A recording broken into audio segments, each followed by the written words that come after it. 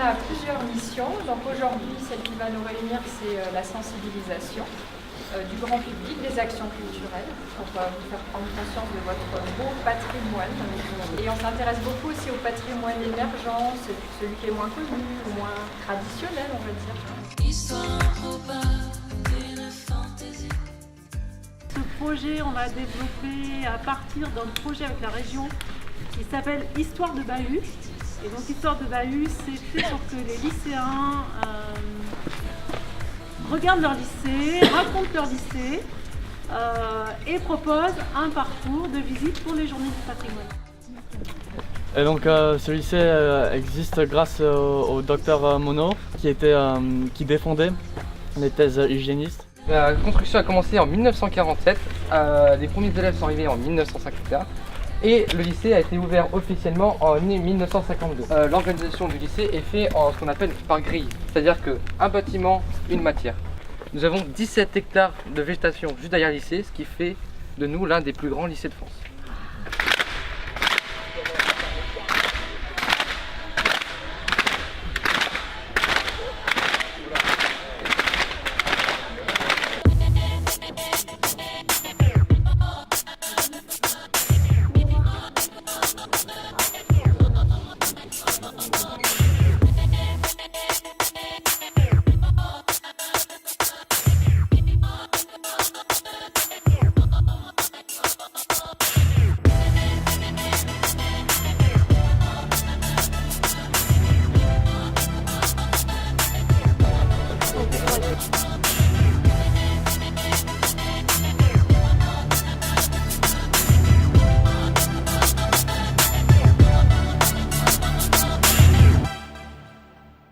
On a été appelé par le Conseil d'architecture, d'urbanisme et d'environnement de la Gironde pour participer à ces journées européennes du patrimoine afin de faire vivre les lieux différemment et de pouvoir créer des modules chorégraphiques in situ pour valoriser certains aspects du lycée, du parc mauresque ou du réservoir, du centre de jeunes.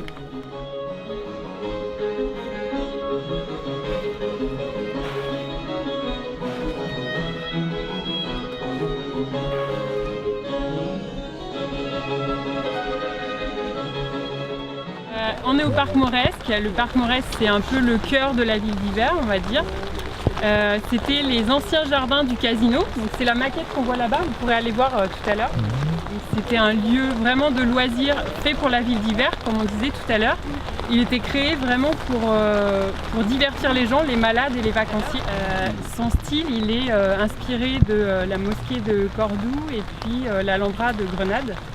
Voilà, donc vous verrez avec toutes ces découpes, il utilise plein de matériaux différents, donc un peu à l'image des villas, hein, la brique, la pierre taillée, le bois.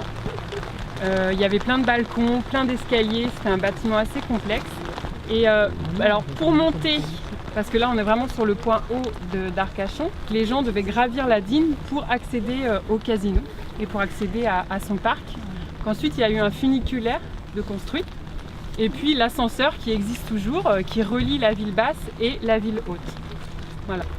Et alors cette photo là, où on voit vraiment cette grande perspective, là, la rue, vous allez voir tout à l'heure, vous regarderez, il y a une rue qui mène directement à la plage. Et le casino était placé bien évidemment tout en haut pour bien qu'on le voit.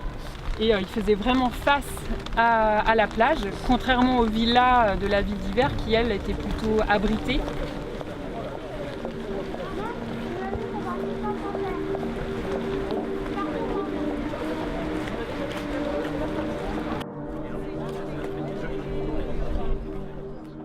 Là, c'est pas pour rien. Vous voyez bien que là, ça monte d'un côté, ça descend, ça remonte de l'autre. On voit bien qu'on est sur un système dunaire. Donc voilà, hein, la ville d'Hiver, c'est comme ça. Mais la particularité, si on s'est arrêté ici, j'imagine qu'il y en a plein qui savent pourquoi, c'est qu'à Arcachon, on faisait du ski. Et la piste que vous voyez derrière, là, la percée, et c'est là où on faisait du ski. Donc on appelait ça la piste des grépins, parce que en fait, on faisait du ski sur aiguille de pin. On est ici devant cette façade, on ne peut pas tellement imaginer qu'on est devant des réservoirs d'eau. Vous allez voir qu'en faisant la visite, il y a des endroits où on peut encore deviner qu'on est dans des réservoirs d'eau. Ces réservoirs ont servi jusque dans les années 60. La municipalité a décidé de les garder, de les conserver et d'en faire une maison des jeunes. En 2011, un architecte de la Teste, qui s'appelle M. Vacheron, a été chargé de la rénovation et de la mise aux normes de ces réservoirs. Et en a fait en plus, a transformé le grand réservoir en école de musique.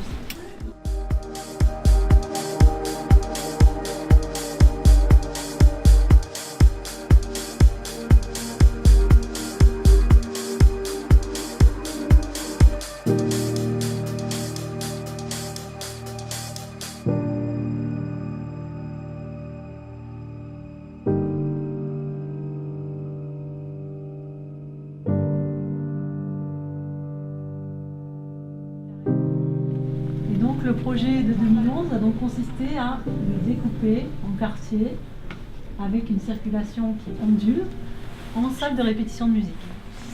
Donc là, c'est donc le mur extérieur qui normalement est rond, mais effectivement, pour améliorer l'acoustique, l'archimie a mis plein de redans pour que le son évite de réverbérer. Ce sont des murs en moellon qui font plus d'1 mètre d'épaisseur. Nous sommes donc dans le petit réservoir où là effectivement il a été aménagé un studio d'enregistrement et donc là effectivement on est contre la paroi extérieure et donc là effectivement l'acoustique est faite avec les rideaux et donc on voit beaucoup mieux la forme ronde du bâtiment. Alors si on ouvre les rideaux, il n'y a pas de fenêtre derrière.